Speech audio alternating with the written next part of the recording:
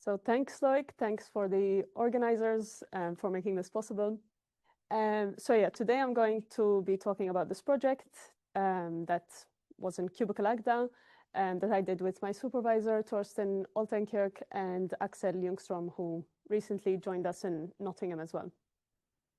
So I want to start off by explaining how I came about this project, basically. So once upon a time, I was a bright-eyed first-year PhD student, and my supervisor, Thorsten, wanted me to learn about containers. And he pointed me towards this paper by Abbott himself and Ghani. And this paper is called Containers Constructing Strictly Positive Types. And it's a very nice paper. It has a lot of closure properties on containers. But the problem for me was that it was written in the internal language of locally Cartesian closed categories. And so it uses a lot of language to do with fibrations and so on, which I wasn't really familiar with. But I was familiar with type theory. So this note at the start of the paper kind of was encouraging to me, because it said that this paper can be read in two ways. As a construction within the extensional type theory MLWX, which is some kind of extensional Martin-Löf type theory with W types, but also as a construction in the internal language of locally Cartesian closed categories. So the paper is written in the second, but the authors claim that it can be interpreted also in the first, in extensional Martin-Löf type theory. And so kind of what I was doing was I was reading this paper and I was trying to look at the proofs and kind of interpret them in the language that I understood more, which was Martin-Löf type theory. And for the most part, this worked fine. But so towards the end, there are these two results, which you don't have to worry about so much right now. I'll go over them later. But essentially what they're saying is that these things, containers, again, I'll get to them later, which are basically these semantic objects. They give us semantics for strictly positive types. They're closed under initial algebras and terminal co-algebras. That's what proposition 5.3 and 5.4 are saying. And so the proof about initial algebras was easy enough. Like I could write it in paper in the language that I understood, and it was okay. And proposition 5.4 had to do with terminal co-algebras. So it had some co-induction in there. And this I found quite confusing, and I couldn't really get my head around how to do it on paper. I wasn't really clear on what was happening, basically. So I had the brilliant idea of, oh, okay, I know I should formalize this, and then I will understand what is happening. And my supervisor supported this.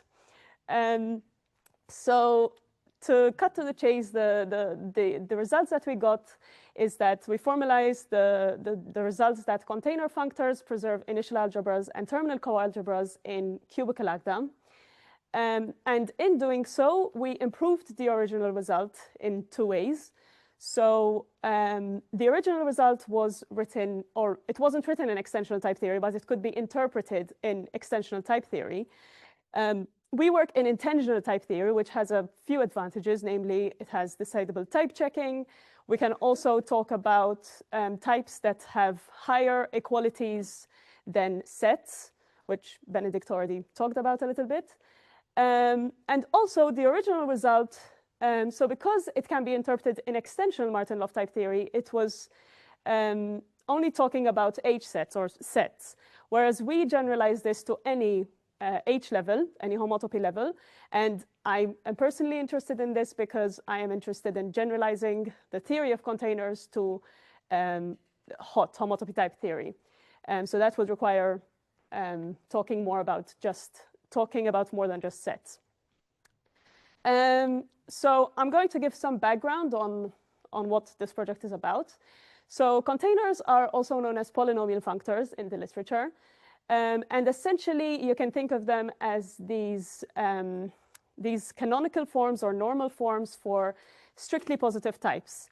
And if you don't know about strictly positive types, they're kind of like well-behaved types that don't give rise to any contradictions in our meta theory. And so a container is given by a pair of shapes. So we have a set S and a family P of positions over this set of shapes. And we write it using this triangle notation.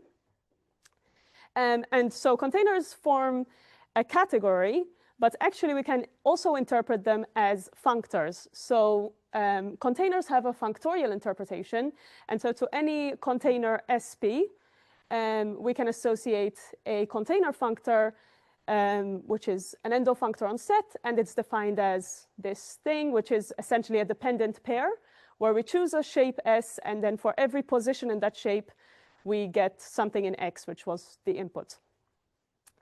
And so this is the kind of the existing definition of containers in the literature.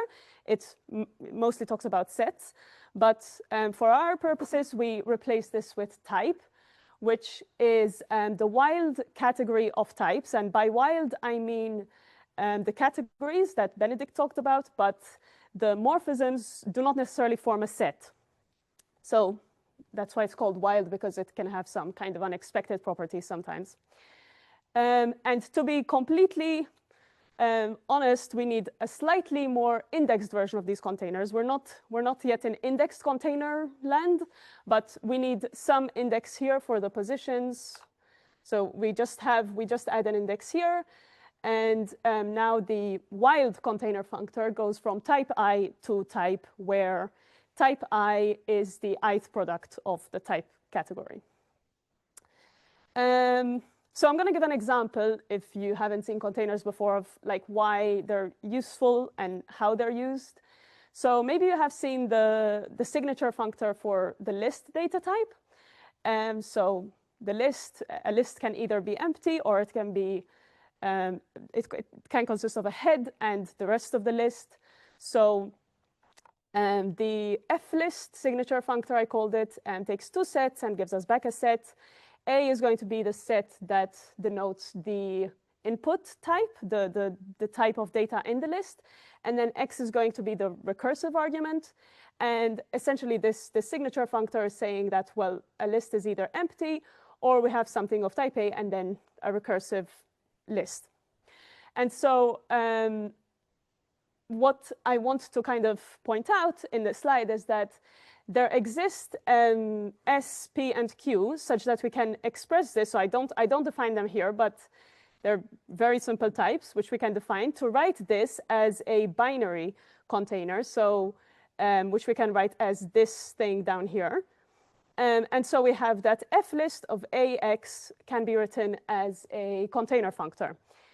And so what the results that we want to formalize give us is that if I take the least fixed point of this functor, because I know that it's a container functor, it's going to be another container functor. It turns out to be this container functor,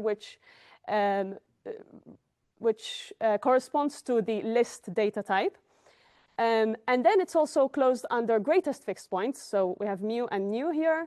And this one is going to correspond actually to this container functor, which represents the co-lists, which is the type of finite and infinite lists.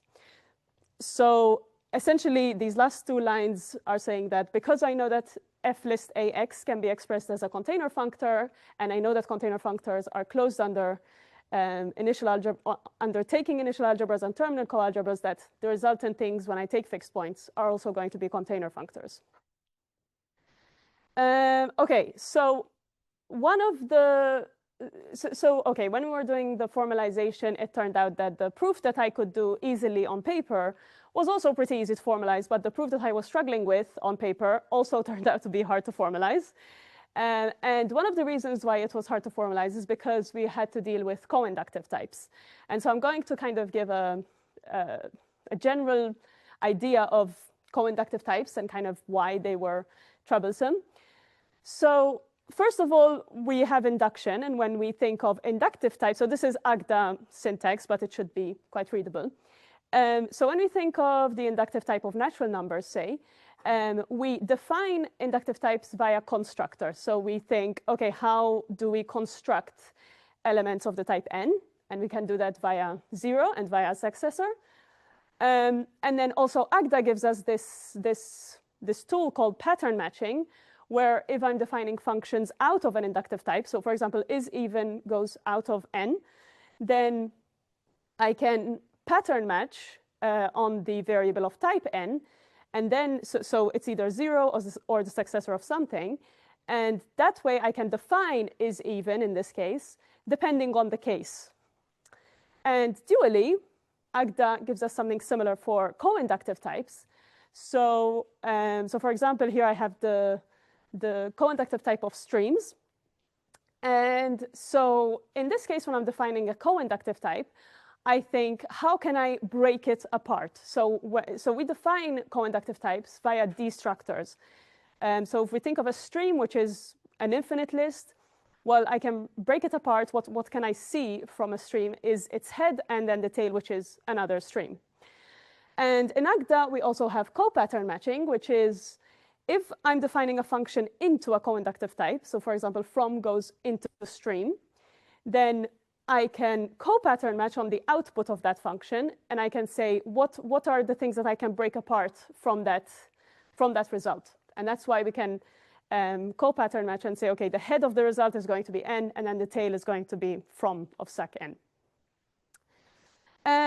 OK, so co-induction in Agda is quite nice, but it has its caveats. So in vanilla Agda, which is just plain Agda, and we're not going to assume any postulates here, we saw that we have co-pattern matching. We saw, we didn't see, or maybe a little bit, that we have guarded co-recursion. So we're allowed to also do some co-recursion in Agda. But kind of our main difficulty was that when you try to prove equality on terms that are co-inductive, it's very difficult, very challenging. And the main reason this is because we don't have enough extensionality in vanilla Agda. So for example, we don't have function extensionality, and one can view co-inductive types like function types. And so because we don't have function extensionality, it kind of makes sense that proving things about co-inductive for example, the equality of co-inductive terms is quite difficult.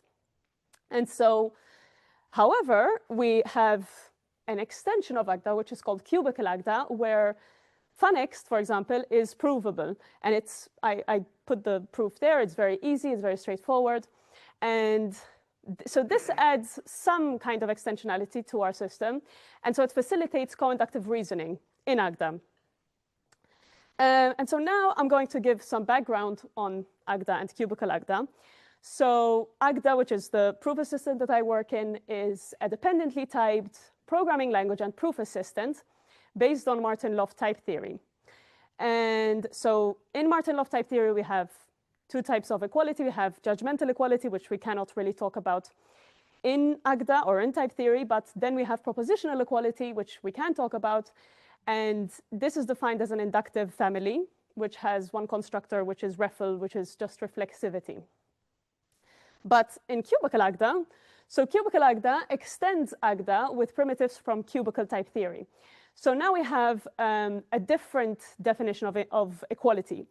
So we introduce an interval pre-type I, so that if I have this equality P between two terms x and y of a type A, now this is viewed in cubical Agda as a function from the interval to A, such that P at 0 is x and P at 1 is y. So in cubical type theory and in cubical Agda, we really internalize this notion coming from homotopy type theory that, while types are spaces, terms of types are points in the spaces, and then equalities are just paths between points. And so this is really internalized in cubical type theory as well as in cubical Agda. And cubical Agda is mostly well known for having native support for the univalence axiom. But through this project, we also wanted to show that cubical Agda brought more to Martin-Löf type theory and formalization than just giving us computational univalence. It also kind of restores the symmetry between inductive reasoning and co-inductive reasoning in Agda. So I'm going to go back to the original statement. This is the troublesome one, the one that confused me the most. And this is essentially saying that if I have this container functor, so this is I plus 1 array, an I plus 1 array container functor, and I partially apply it on X, then this thing right here is its terminal coalgebra. And so now I'm not going to go into the technical details of the proof, but I just want to introduce some of the basic notions that are used in the proof. So first of all, we have the M type. And if you've seen the W type, which is the type of well-founded trees, then the M type is just going to be the dual, the coinductive dual to that. So M is the type of non-well-founded labeled trees. So this is a coinductive type. This is how we define it in AGDA.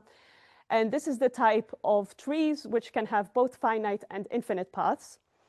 And what is interesting about M, and dually also about W, but we're talking about M here, is that it is the universal type of strictly positive coinductive types. And what this means is that so you can see that M takes two arguments. It takes an S and it takes a P. And so when I have any coinductive type, I can define an S and a P such that I can write it as MSP such that it is equivalent to that coinductive type. And I'm going to give an example.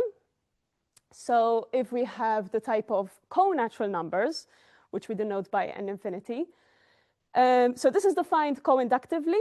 It has one destructor, pred infinity, and this is of type maybe n infinity.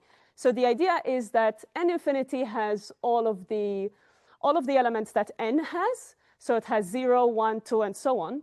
But it also has an element infinity whose predecessor is itself. And the predecessor of 0 is nothing. The predecessor of 1, 2, and so on is the usual predecessor. And then, as I said, the predecessor of infinity is itself. And so this is the coinductive dual to natural numbers. And to represent this via the M type, so if we want to represent this as an M tree, I define this S and Q here. So S is essentially just bool, because it's just either you go left or you go right. And then based on that, Q is defined as bottom and then top.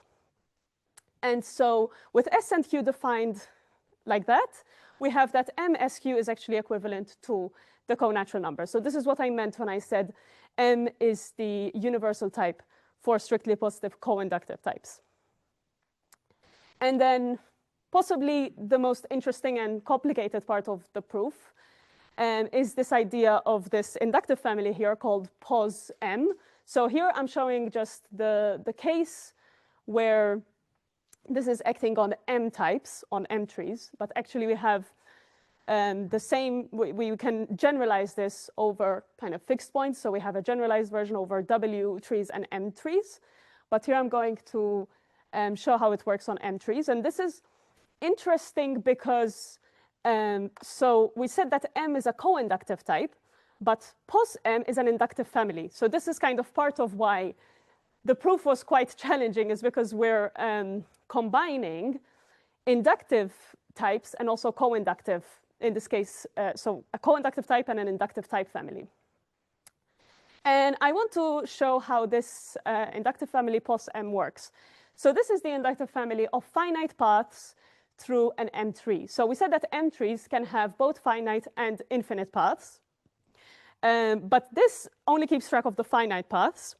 And so if you recall from the previous slide that we can view co-natural numbers as an M tree, here I gave some examples of how we could view these co-natural numbers as M trees. So for example, the co-natural number 0, I'm going to view it as this, just a node. And let's say of the co-natural number. So here I choose a shape that goes left. So it's just a node. For the co-natural number 1, it's a node with one child. So it's a node whose child is 0. And that's because its shape goes right, because I'm not defining 0, I'm defining a successor.